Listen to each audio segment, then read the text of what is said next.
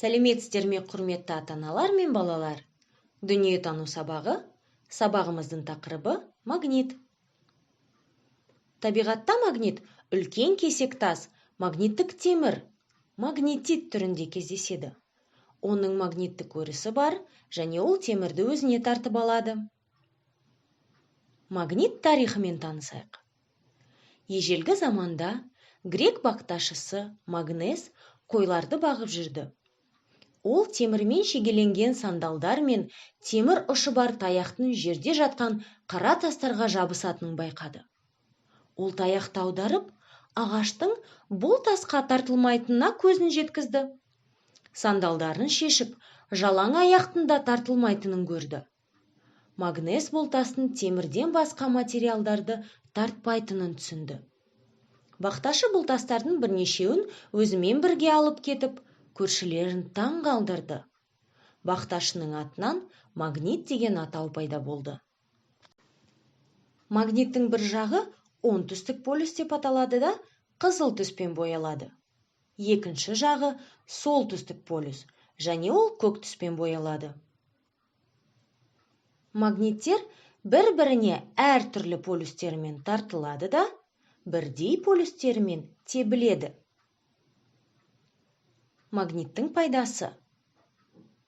Магнит арқылы зауыттарда темірді тауып алады. Магниттік жабдықтар ауруханаларда емдеу және диагноз қою үшін пайдаланылады. Магнит адамдарға кеңістікте жол табуға көмектеседі. Магнит арқылы телефон тұтқасында, магнитофон мен теледидар динамигінде дыбыс естіледі. Компьютер мен пластик карточкаларындағы мәліметтерді магниттеу арқылы жазады. Кестені толтыр. Қажетті смайлды боя. Кестеде магнит суретінің астында тартады және тартпайды деген сөздер жазылған. Ал магнит суретінің оң жағында әртүрлі заттардың суреті салынған. Бұл кестені толтыру үшін магниттің бұл заттарды тартатынын не тартпайтынын анықтап алуға жетпіз. Өзің магнитті алып, осы заттарға апарып көр. Шегелерді магнит тартады ма, әлде тартпайды ма? Дұрыс, тартады. Дәптерді тартпайды. Қағаз түйрегішін тартады. Қарындашты тартпайды. Көйлекті тартпайды. Өшіргішті тартпайды. Қайшыны тартады. Тәжірибені орында.